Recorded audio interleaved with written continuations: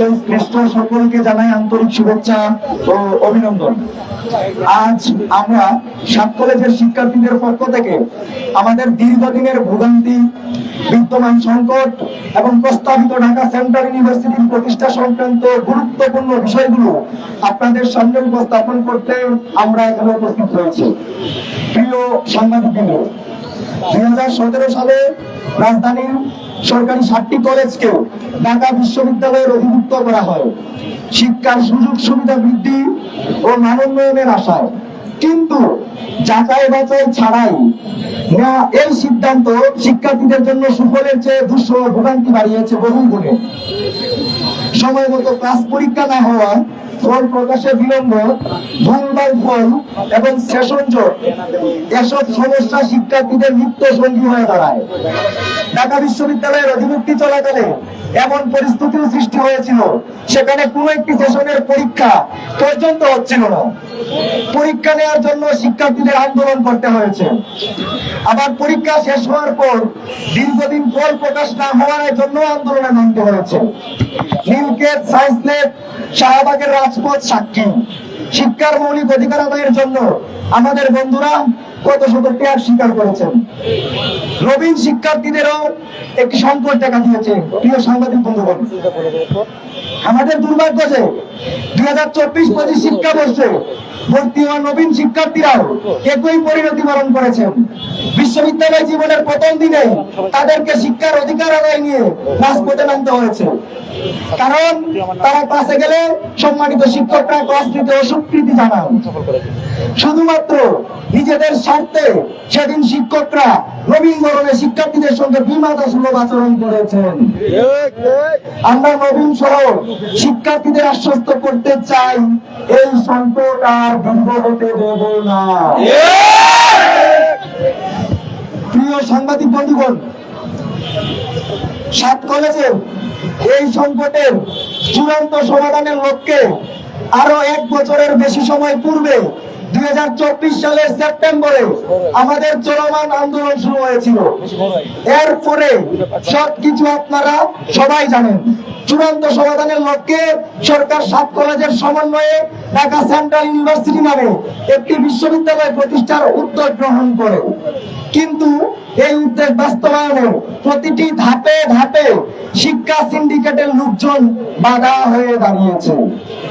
Dhaka central university প্রতিষ্ঠায় যেভাবে সবগুলো পক্ষের সঙ্গে দফায় দফায় আলোচনার ভিত্তিতে এই সেন্ট্রাল ইউনিভার্সিটি প্রতিষ্ঠা হচ্ছে, এটা সম্ভবত পৃথিবীর ইতিহাসে বিরল এক ঘটনা হয়ে থাকবে। প্রস্তাবিত বিশ্ববিদ্যালয়ের খসড়াটি চূড়ান্তকরণের লক্ষ্যে সর্বশেষ গত 17 নভেম্বর কনসালটেশন প্রক্রিয়া সম্পন্ন হয়েছে। কিন্তু কবে নাগাদ অধ্যাদেশ জারির মাধ্যমে ভিসি নিয়োগ দেওয়া হবে সেই রুটম্যাপ আমরা এখন পর্যন্ত কারো কাছ থেকে পাই নাই। শিক্ষা সিন্ডিকেটের বিভাজনমূলক কার্যক্রমের ফলে আমাদের এই যে ব্যাঘাত শিক্ষা ক্ষেত্রে, সেই ব্যাঘাতের মুখে আমরা পড়েছি।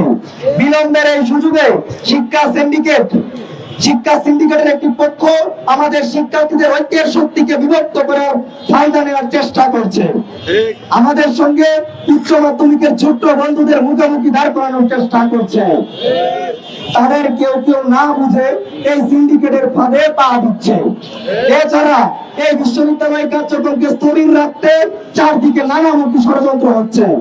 আমরা বলতে চাই, আমরা শিক্ষার্থীরা সজাগ রয়েছি। সব ষড়যন্ত্রের বিনাশ করে আমরা অধ্যাদেশ নিয়েই বলে ফিরবো ইনশাআল্লাহ।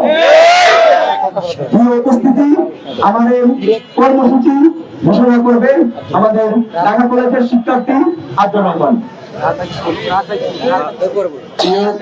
সাংবাদিক বৃন্দ, আপনারা জানেন এই বাংলাদেশের আকাশ বাতাস নদী সমুদ্র প্রত্যেকেই জানে, প্রতিটি স্থাপত্য জানে এই বিপ্লব বিদ্রোহের একমাত্র সমাধান একটি অধ্যাদেশ। আমরা কেউ ব্যক্তিগত সামষ্টিক বা কোনো কারো স্বার্থ উদ্ধারের জন্য গত 1.5 বছর এই সংকট নিয়ে কথা বলে যাচ্ছি না। আজকে ছাত্র সংগঠনের নেতৃবৃন্দ, সাধারণ শিক্ষার্থী প্রত্যেকেই একই কাতারে দাঁড়িয়ে পুরো দেশবাসীকে বলতে চাই, এত এত শিক্ষার্থীর অন্তর্দহন মুক্তির জন্য অধ্যাদেশটি অনেক বেশি প্রয়োজন। প্রত্যেকেই আপনাদের ভ্যাট ট্যাক্সের টাকায় যেহেতু শিক্ষার্থীরা পড়ে, এই অধ্যাদেশটির জন্য প্রত্যেকেই পক্ষে থাকবে বলে আমরা বিশ্বাস করি। একই সাথে বিগত দিনে আপনারা দেখেছেন যে আমরা সামষ্টিক কর্মসূচির মাধ্যমেই সবকিছু করে থাকি, তবে বিভিন্ন সময়ে বিচ্ছিন্ন ভাবে আমাদের কিছু ভাই বোনেরাও অনেক কথা বলে থাকেন, তাদের মনের আকুতিগুলো জানিয়ে থাকেন। এর মধ্যে অন্যতম আমাদের উচ্চ মাধ্যমিক শ্রেণী প্রিয় ছোট ভাইয়েরা বোনেরা বিভিন্ন সময়ে তাদের যে উচ্চ মাধ্যমিকের সক্রিয়তা বজায় রেখেই অনার্সের সমাধান অর্থাৎ সেন্ট্রাল বিশ্ববিদ্যালয় স্থাপন সেটির কথা তারা বলেছে। প্রথম থেকেই আমরা এটির সাথে এক এবং অভিন্নভাবে তাদের সাথে আমরা একাত্মতা রেখেই কাজগুলো করেছি, যাতে করে আমাদের উচ্চ মাধ্যমিকের ন্যূনতম ক্ষতি না হয়। আজকের এই মহতী মঞ্চ থেকে আবারও বলছি, উচ্চ মাধ্যমিকের ন্যূনতম ক্ষতি রাষ্ট্র তেমন করছে না, আমরাও তেমন চাচ্ছি না। কাজেই যাতে উচ্চ মাধ্যমিক শিক্ষার্থীর ভাই বোনেরাও যৌক্তিকভাবে তাদের কথাগুলো যেহেতু বলেছে অপেক্ষা করে, সেই আহ্বানটুকু থাকবে। প্রিয় সাংবাদিক বৃন্দ, আপনাদের অক্লান্ত পরিশ্রমের মাধ্যমে আমাদের বেদনা বিপ্লব গুলো রাষ্ট্র সূক্ষ্মাতি সূক্ষ্ম বিশ্লেষণ করে একটি সমাধানের দিকে আগাচ্ছে আমরা জানি। তবে এই মুহূর্তে এসে বিচ্ছিন্ন কোনো কর্মসূচিতে আর যেতে চাচ্ছি না।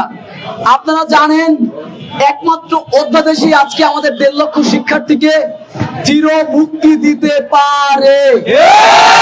এই রাষ্ট্রের প্রত্যেকটি শিক্ষা সংশ্লিষ্ট অর্গানের প্রতি হৃদয়ের সর্বোচ্চ স্থান থেকে কৃতজ্ঞতা বোধ জ্ঞাপন করছি, কারণ তারা শিক্ষার্থী ফার্স্ট বলেছেন।